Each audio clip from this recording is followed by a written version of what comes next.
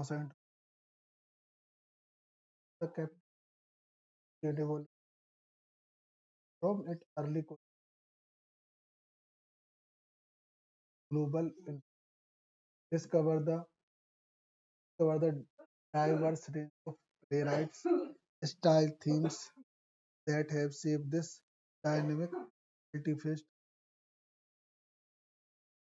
हमारे Indian drama की तरह अमेरिका में भी अमेरिकन ड्रामा का एक अलग स्टाइल है, ध्यान रखना, जिसको अमेरिकन ड्रामा या अमेरिकन थिएटर के नाम से जानते हैं।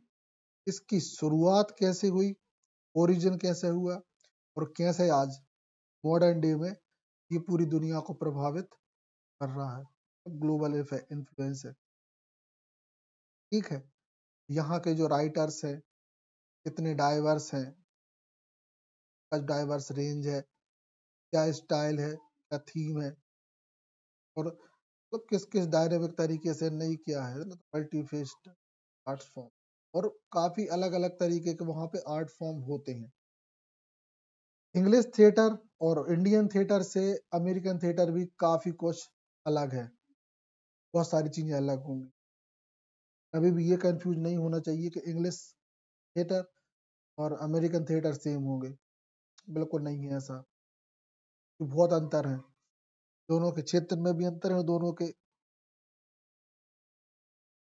सिस्टम में भी अंतर, बहुत सारी बात है। ठीक, चलो आगे बढ़े। The emergence of American theatre in the colonial air, जब अमेरिका पे भी ब्रिटिशर का राज था, उस टाइम की बात हो रही, American theatre began to take shape, America का जो थिएटर है वो अपना शेप दे रहा था। Drawing drawing inspiration from European tradition, से इंस्पिरेशन ले रहा था वो यूरोपियन ट्रेडिशन से, while carving out a unique identity, carving मतलब होता है शेप देना या किसी चीज को बनाना या फोल्ड करना। ठीक, तो अमेरिकन थिएटर यूरोप से ट्रेडिशन ले रहा था और खुद को यूनिक तरीके से बना रहा था और अपनी पहचान यूनिक पहचान बना रहा था।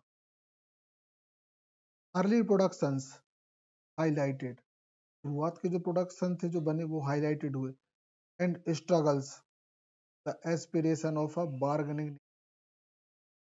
बार्गेनिंग का मतलब होता है, सुना नहीं सुना बार्गेनिंग, तो दुकान पे कछु सामान ले भी गए, हमने पूछी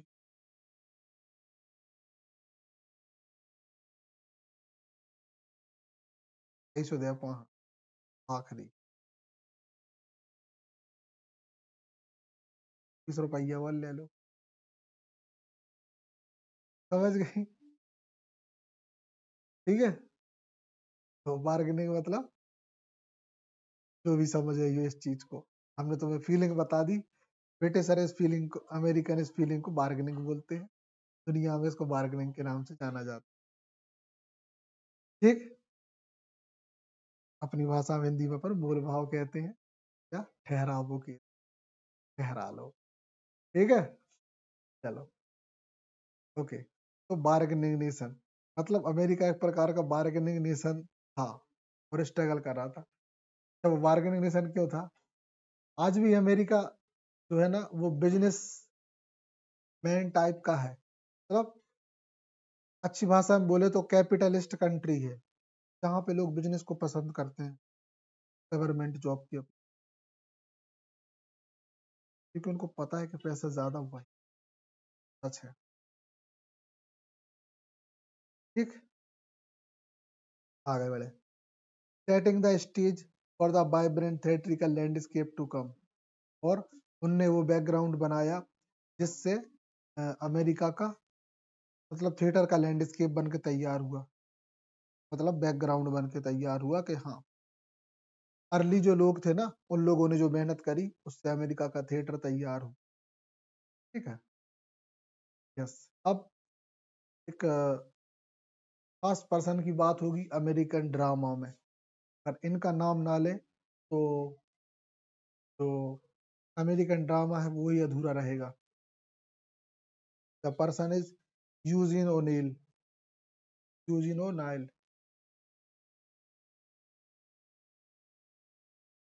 यूजिन ओ, कौन है ये यूजिन ओनाइल? ये है अमेरिकन, फेमस अमेरिकन ड्रामेटिस्ट। बहुत खतरनाक लिखते हैं, मतलब खतरनाक, खतरनाक क्या, बहुत शानदार लिखते हैं यूजिन ओनाइल। ठीक है, चलो, Eugene O'Neill and the expressionist movement. The expressionist क्यों? ने फीलिंग्स को एक्सप्रेस किया। अच्छा, इसके वर्क क्या है ये देख लो। Anna Christie, the emperor, the hairy के नाम। ठीक है, Eugene O'Neill the pioneer American playwright. Pioneer मतलब होता है बहुत कीमती, खास। Playwright revolutionized the theater with his bold expressionist style। चीजों को एक्सप्रेस करने का इनका स्टाइल था, वो थोड़ा सा बोल्ड था। हमने बोला ही था, बोल्ड कैसे था इनका स्टाइल, बातों को इतनी ताकत से दिखा देते थे कि दिमाग में छप जाए। कैसे?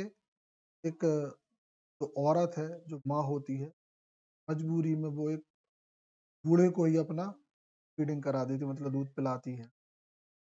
ये बोल्ड स्टाइल होता है, एकदम हाईलाइटेड, है ना।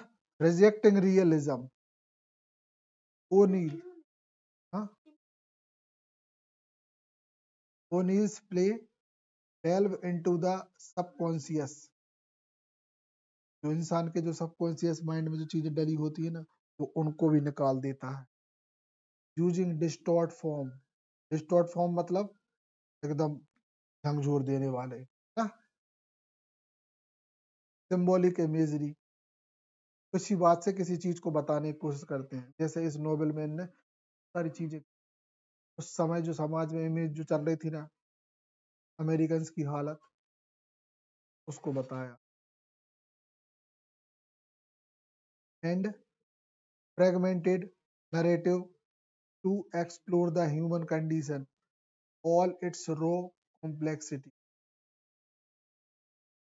है ना। Framed narrative to explore the human condition in all its raw complexity. Narrate करने का इनने एक अलग ही वो पैटर्न बनाया ना, और ह्यूमन कंडीशन की जो रो मतलब जो कॉम्प्लेक्सिटी होती है ना, उसको इजीली बताने की इनने करी।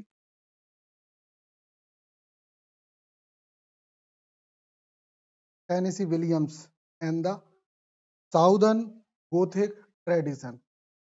टेनेसी विलियमसन और जो अमेरिका का जो साउथर्न एरिया है, साउथ एरिया, वहां पे थोड़ा सा जादू टोना ज्यादा चलता है। अच्छा, इसके लिए पहले आपको अमेरिका को इमेजिन करना पड़ेगा, अमेरिका कहाँ है और उसके साउथ में कैसे लोग रहते हैं, उसके साउथ में और कौन सी कंट्री है।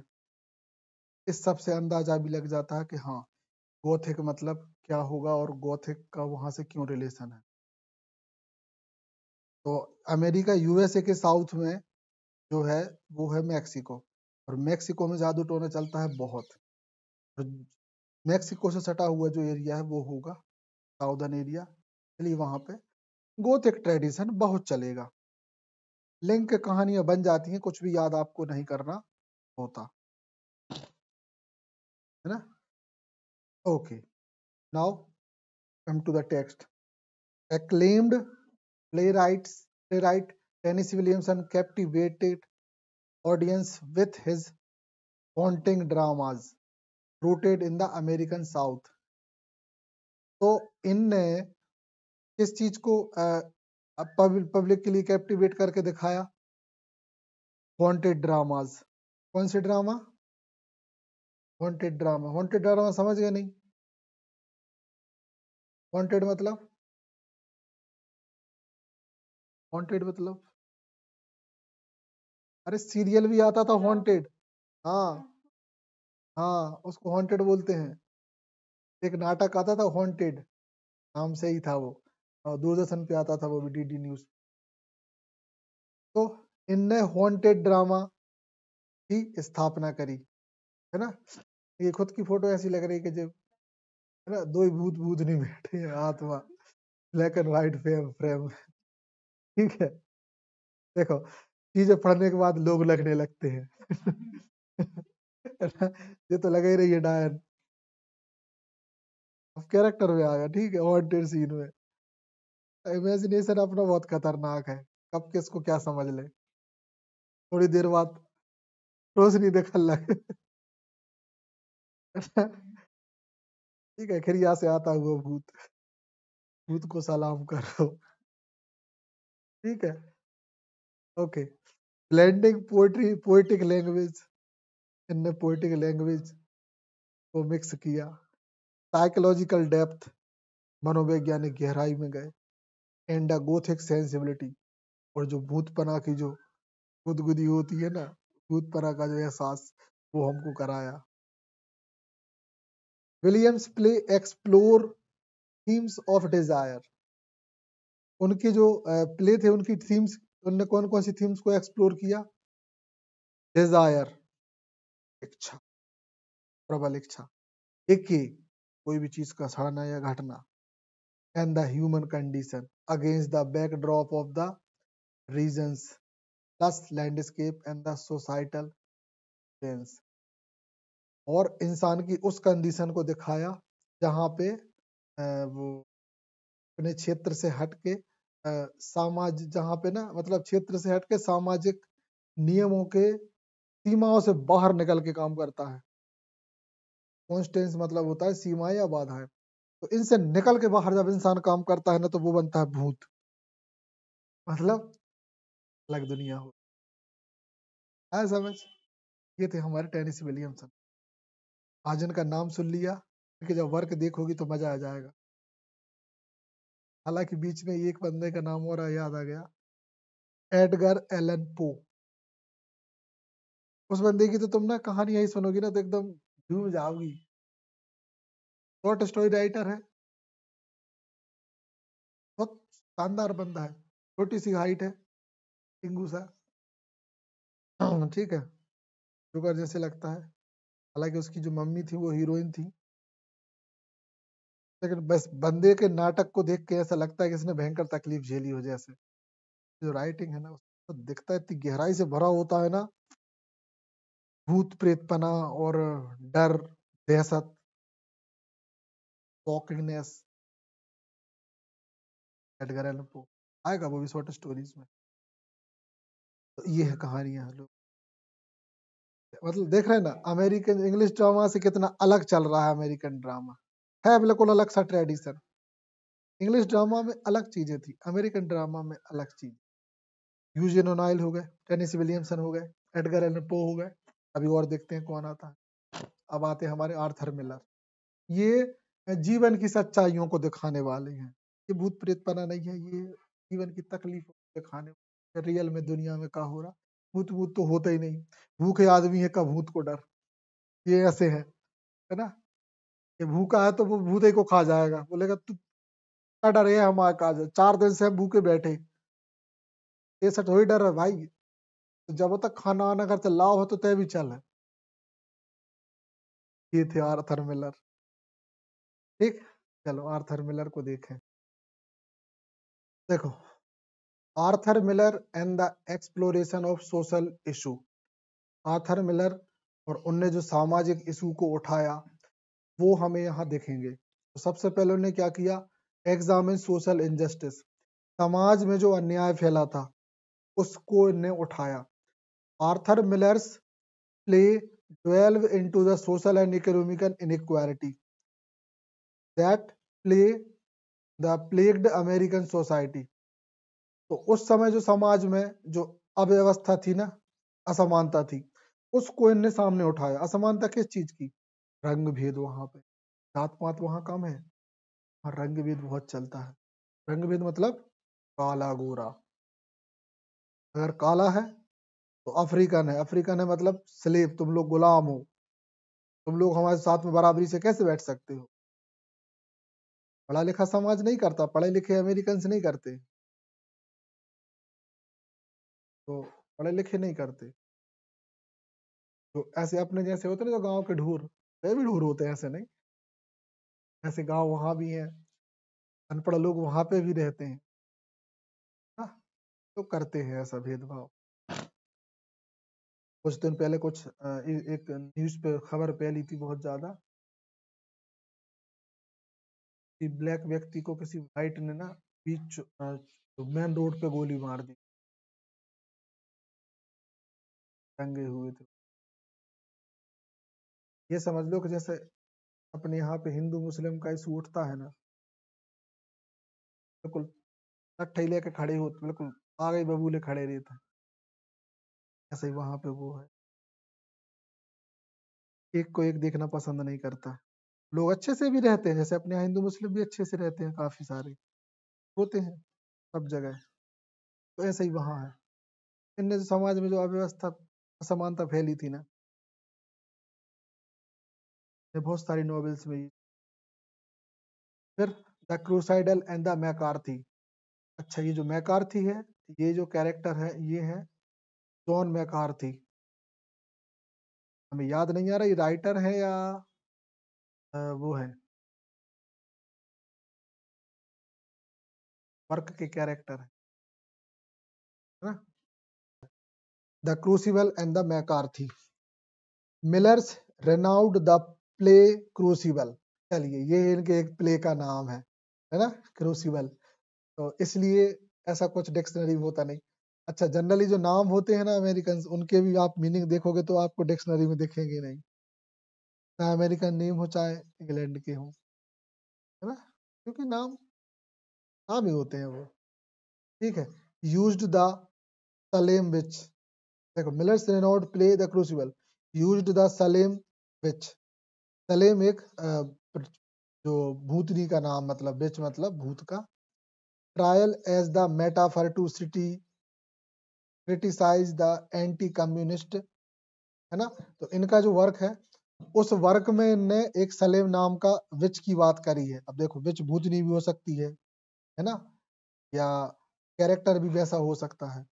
ट्रायल, ट्रायल मतलब होता है उनकी पेशी, खाने में जो पेशी होती है कोर्ट में, ट्रायल बोलते हैं। एज द मेटाफर, वो एक मेटाफर के फॉर्म में यूज की गई है।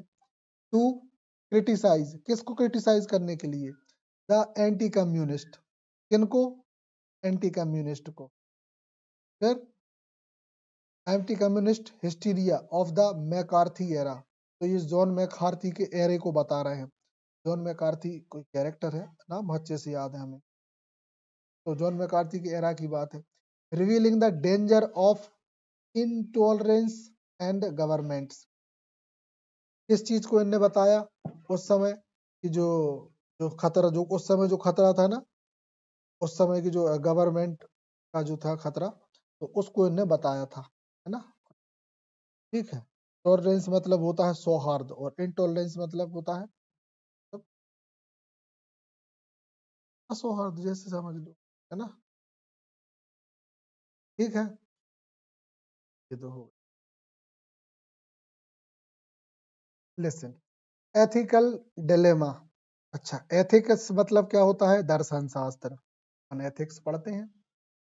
तो मिलर्स कैरेक्टर मतलब ऑर्थर मिलर के जो कैरेक्टर है, ग्रैपल्ड विथ मोरल क्वेंड्रीज, मतलब वो नैतिक प्रश्न करता है, ऑफन कॉट, और वो उस चीज को पकड़ लेता है between their personal belief and the pressure of conformity. वो उस बात को कैप्चर कर लेता है कि जो अ, निश्चितता होती है किसी चीज की, वो और उसका पर्सनल विश्वास है, ऐसे समझो। मतलब हम कोई चीज मानते हैं और कोई चीज जो सही होती है, उस चीज के बीच जो अंतर होता है ना, उस चीज को मिलर सामने लाने की कोशिश करता है, ऐसे समझ लो। मान लो हम कहते हैं कि तुम लोग अलाल हो, हमने कहा कि तुम लोग हलाल हो, ठीक है, तो ये हमारा मानना हो गया, ठीक है। और सत्य ये है कि तुम मेहनत कर रही हो, तो नहीं तुम्हें पता है, हमें नहीं। और हम जैसे अपन पे कछु नोवेल लिखी जा रही है, जो राइटर है वो अपन दोनों की जो जद्दोजहद है ना, उसमें ये सच सामने लेके आएगा कि यू आर अ स्ट्रगलर। आ रही बात समझ में? ऐसी कंडीशन में तो ये थे आर्थर मिलर, समझ गए? तो राइटिंग में देखो, जो हम चीज अब सोच पा रहे हैं वो बंदा सोच रहा था, उस समय लिख रहा था, ठीक है, ऐसा था। कॉट, है ना, often caught between their personal belief, हमारा ये मानना था कि तुम लोग चोर हो, and the pressure of conformity, जो कन्फर्मिटी है उस चीज पे प्रेशर देना, सच निकाल के लाना के यस। फिर हिज प्ले, उनके play encourage, his play encouraged audience, इसको इनकरेज कर रहा है ऑडियंस, टू क्वेश्चन, प्रश्न करने के लिए, the ethics of their own choice, अपनी खुद की चॉइस को, एंड द एक्शन, मतलब लोगों को इनकरेज करता है कि आप अपनी चॉइस खुद डिसाइड करो, क्यों दूसरों की बातों में लगे हो। मतलब देखा ना हमने कि अपन पे जैसे नोवेल लिखी, ऑर्थर मिलर ने पब्लिक को ऐसे किया कि आप देखो ना इनकी बात को समझो ना इनके समझो, इनसे सीखो, ये देखो कुछ भी मार रहा था, ये देखो ये एक्सप्रेस नहीं कर पा रही थी, आप अपने हिसाब से खुद को इतना डेवलप करो, इनकरेज करता था बंदा के वर्क्स, ठीक। तो ये था एथिकल डिलेमा। डिलेमा का मतलब होता है एक प्रकार का भ्रम, कंफ्यूजन, डिलेमा, है ना, डिलेमाज, बहुत सारे कंफ्यूजन, एथिकल डिलेमास, क्लियर। फिर टाइमलेस रिलेवेंस, ये तो साफ समझ में आ रहा है कि समय के साथ साथ ये चीज जुड़ रही है। देखो आज अपन 50 से 70-80 साल बाद भी पढ़ रहे हैं, तो आज भी इनकी जो नॉवेल्स है ना वो मैच होती हैं आज की कंडीशन से, है ना। जैसे अपने उसमें जो है ये ऑल फॉर लव, यही है ना? नहीं नहीं, हाँ ऑल माई सन, तो जब एक बार अपन पढ़ेंगे ना तो समझ में आएगा कि वाह यार, अटैच होती है, अपन आस पास माहौल में देख लेते हैं, और सोचो अमेरिका में लिखा हुआ भारत के माहौल से मैच कर जाती है ना। इससे समझ में आता है कि ह्यूमन कंडीशन से लगभग सिमिलर होती हैं कई जगह, मतलब काफी जगहों पर, है ना। भाषा से कोई फर्क नहीं पड़ता, भाषा से बुद्धि नहीं बदलती, है ना। अगर जो महानता है वो वैसे में भी झलकेगी, और जो मूर्खता है तो वो वैसे में भी झलकेगी, भाषा तो भाषा होती है। तो ये कभी नहीं सोचिएगा कि इंग्लिश बोलने वाला जो अंग्रेज है वो फ्रॉड नहीं हो सकता, या कोई भी इंग्लिश बोलने वाला बंदा या ये नहीं हो सकता, अच्छा नहीं हो सकता, बुरा नहीं हो सकता, पता नहीं क्या हो सकता है, ये चीज है। ये हमने जितने लोगों को देखा है, जो ज्यादा जो स्पोकन वाले होते हैं ना, जो लोग अच्छी खासी इनकी स्पोकन स्ट्रॉन्ग होती है, वो बहुत एक्सट्रोवर्ट होते हैं, इंट्रोवर्ट नहीं होते वो लोग। तो स्पोकन हमने देखा है जनरली, तो वो ना ऐसे समझना कि देखो टाइमलेस रिलेवेंस, दो set in special historical context, millers works continue to resonate with modern audience as they explore universal theme, dignity, the responsibility, pursuit of तो जो मिलर है वो हिस्टोरिकल कॉन्टेक्स्ट पे भी लिखते थे, है ना, मॉडर्न ऑडियंस को उन्होंने कवर किया है, और यूनिवर्सल थीम को लेते थे। यूनिवर्सल थीम मतलब वहाँ अमेरिका में भी वही चीज होगी तो वो चीज इंडिया में भी होती होगी, ये कहलाती है यूनिवर्सल थीम। जो इंडिया में होती है वो चीज इंग्लैंड में भी होती होगी, अफ्रीका के लोगों में भी होती है, जैसे दया, गुस्सा, है ना, इंडियंस को भी आता है, अमेरिकन को भी आता होगा, हर अफ्रीकन को भी आता होगा, ठीक है, प्रेम, ये सब में होते हैं ये। तो ये क्या है, यूनिवर्सल थीम, जो पूरी दुनिया में है, जीवों में भी होती है, ठीक। एक बात अपनी क्लियर है, आगे बढ़े। अभी देखो मजा, एक शानदार चीज स्टार्ट हो रही है, Edward Albee and the theatre of absurd. इस चीज के बारे में आपने कभी सुना ही नहीं होगा, है ना, और सुनोगी अब, क्योंकि अमेरिकन थिएटर समझ रही हो। तो क्या होता है the theatre of the absurd? मतलब एब्सर्ड का मतलब होता है बेतुकापन। क्या होता है? बेतुकापन। चलिए कैसे, कैसा बेतुकापन? हम तुमसे कहें कि तुम कुछ नहीं करो, सिर्फ बैठ के वो हम यहाँ पढ़ाएंगे, जितने शब्द हम बोलते जाएंगे तुम उतनी ईंटें उठा उठा के यहाँ से यहाँ ऐसे रखते जाओ। अब ये बात हमको पता कि यहाँ रखने का उनका कोई औचित्य ही नहीं है, मगर फिर भी हम तुमसे ये काम करवा रहे हैं। और ऐसे कैसे पढ़ाई होती है कि हम यहाँ पढ़ा रहे हैं और तुमसे वहां बोले कि ईंटों को यहाँ वहां रखो? इसमें कोई तुक है? कोई तुक नहीं। अभी पढ़ाना है तो शांति से बैठ के फोकस करा के पढ़ाएंगे ना। तुमसे बोले नहीं हम पढ़ा रहे, तुम तो ईंटे को यहाँ ऐसे रखो। पहला बेतुकापन। ठीक है, ठीक। या दूसरा बेतुकापन, कोई रात में 2 बजे उठे और कहा कि यार गरम गरम समोसा खाने हैं, है ना, तो कोई होटल वाले फोन लगा कि भैया गरम समोसा है का 2 बजे? है ना, वो कहता उठ जा पहले, फिर बता रहा है समोसा धरे का नहीं धरे। अरे समझ में बेतुकापन। ठीक। तो ऐसे भी थे, ऐसे भी वर्क लिखे हैं। जैसे हम तुम्हें कुछ नाम बताते हैं, अ, इनका तो नहीं है एडवर्ड एलवी का, वो है, अ, नाम बता दे रहे उस वर्क का, waiting for Godot. Waiting for Godot. हाँ। और भारत का एक ऐसा ही वर्क है जिसका नाम है इवाम इंद्रजीत,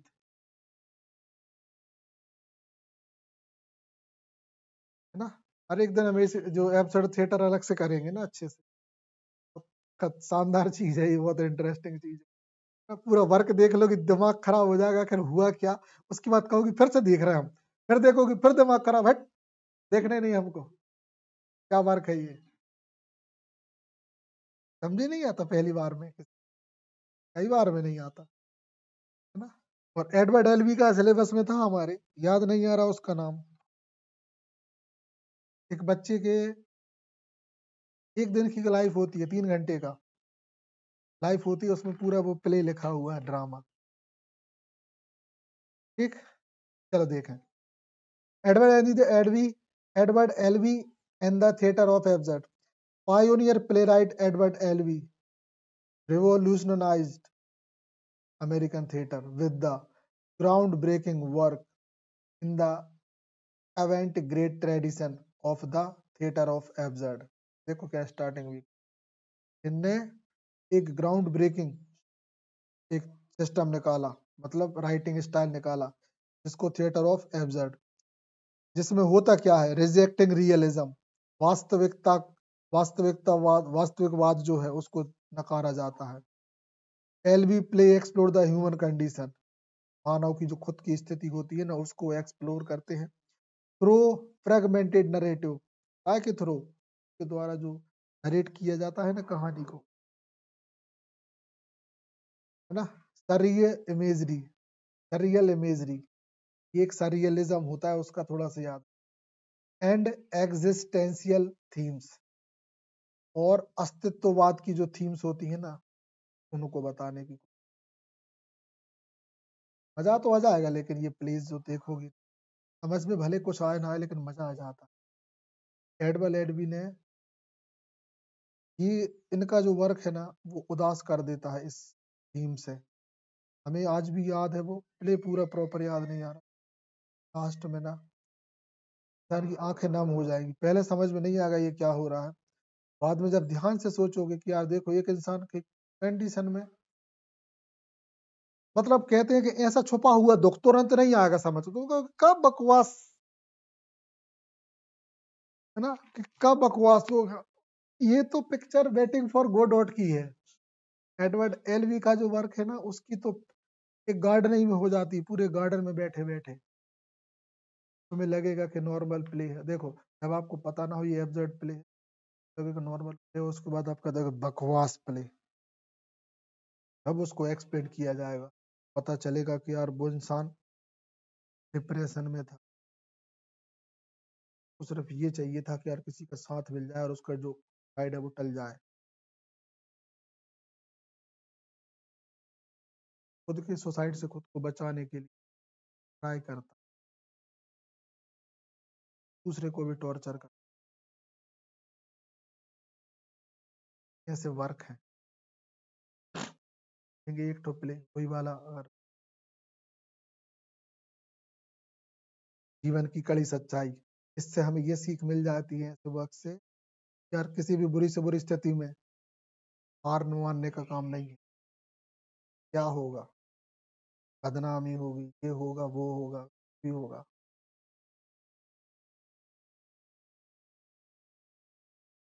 ऐसे वर्क लिखे गए हैं। ठीक, ये देखें, देखो अगस्त विल्सन, मतलब अगस्त विल्सन, अगस्त है ना जो अपना महीने होता है सही, तो वहां नाम होते हैं August Wilson and the African American experience. अच्छा, अफ्रीका, अफ्रीका के जो लोग हैं वो अमेरिका में बहुत सारे हैं। हमने बोला काले गोरे का भेद वहां भी है। ठीक है, तो chronicling the African American narrative, African और अमेरिकन का जो नरेटिव है ना, उसकी क्रॉनिकलिंग की बात हो रही है, मतलब उसके सीक्वेंस की बात हो रही। August Wilson the acclaim the play powerfully captured the triumph and the struggle of African American communities, giving voice to their unique cultural heritage and the lived experience। African American life के बारे में इन बंदे ने बताने की कोशिश की। कौन ने? अगस्ट विल्सन ने। Explore the legacy of the operation, Wilson wrote 12 into the lasting impact of racism। किस चीज की बात की? रेसिज्म की, डिस्क्रिमिनेशन, भेदभाव, अरे बात समझ में, एंड द इंस्टीट्यूशनलाइज्ड इनइक्वालिटी, और संस्थागत जो असमानता होती है उसकी बात की।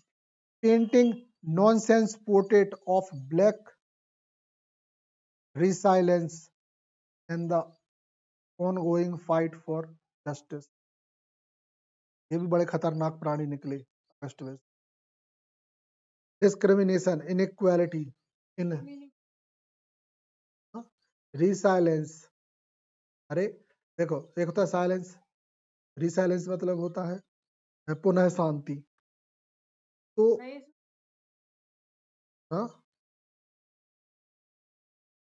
हाँ तो रिसाइलेंस, हाँ कहाँ का, सही तो है साइलेंस। ब्लैक रिसाइलेंस मतलब काले लोगों का फिर से दब जाना। अमेरिका में बहुत दबाया गया काले लोगों को, बहुत। व्हाइट कलर वाले खुद को अपने आप से ही सुपीरियर मानते थे, जैसे अपने यहाँ बामन, जात ब्राह्मणवाद था।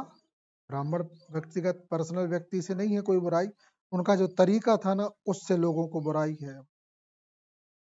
ठीक है, celebrating the urban working class, ये तो ऐसे ही समझ लो कि जो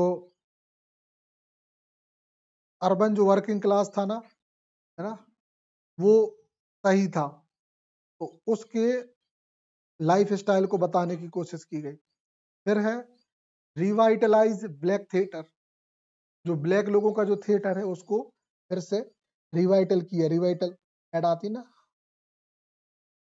सलमान खान करता था रिवाइटल, टिप भी बता के। रिवाइटल का मतलब होता है फिर से वापस से ताकत आ जाना। तो इनने ब्लैक थिएटर को वापस लेके आए, किनने?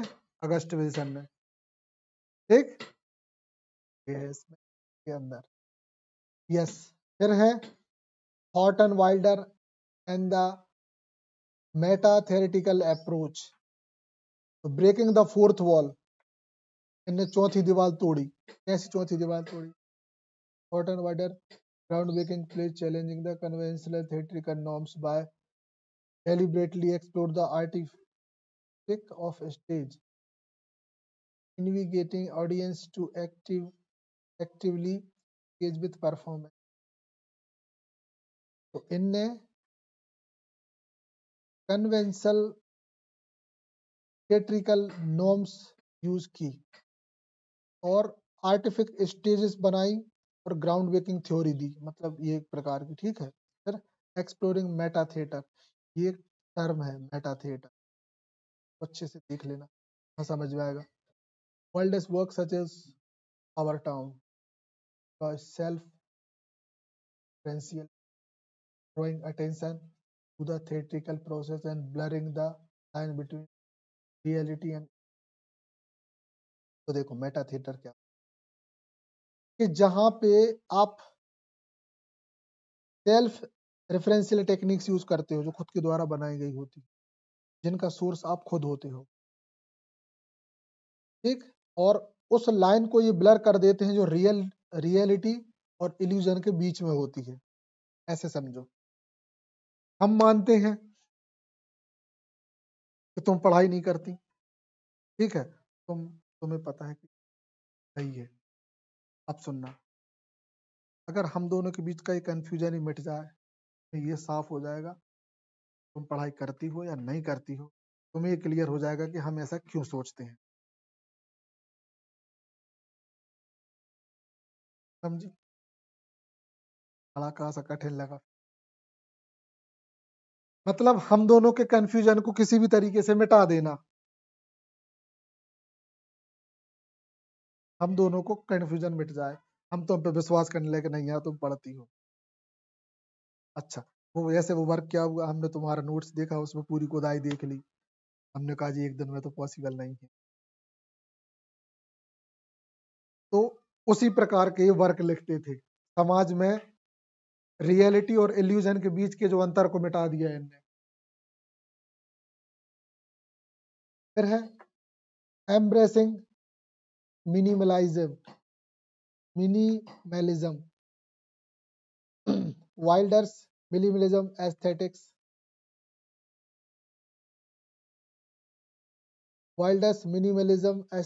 with sparse set and proofs encourage audience to use their imagination, जनता को खुद का इमेजिनेशन लगाने के लिए इन्हें यूज किया। further emphasize the power of theatrical experience, और इनने थिएटर की पावर के दम पे ये सब चीजें काम करने का ट्राई किया। किन किन चीजों को मिनिमलाइज किया इनने? मिनिमलाइज मतलब छोटा करना, तो एस्थेटिक मतलब होता है सौंदर्य शास्त्र, with spirit set and proofs, व्यवस्थाएं, और आई थिंक बाद में देख, ठीक है। इन चीजों को इनने मिनिमलाइज किया, इसको फ्लोरिश किया, इनकरेज किया, है ना, पब्लिक को सोचने के लिए मजबूर। फिर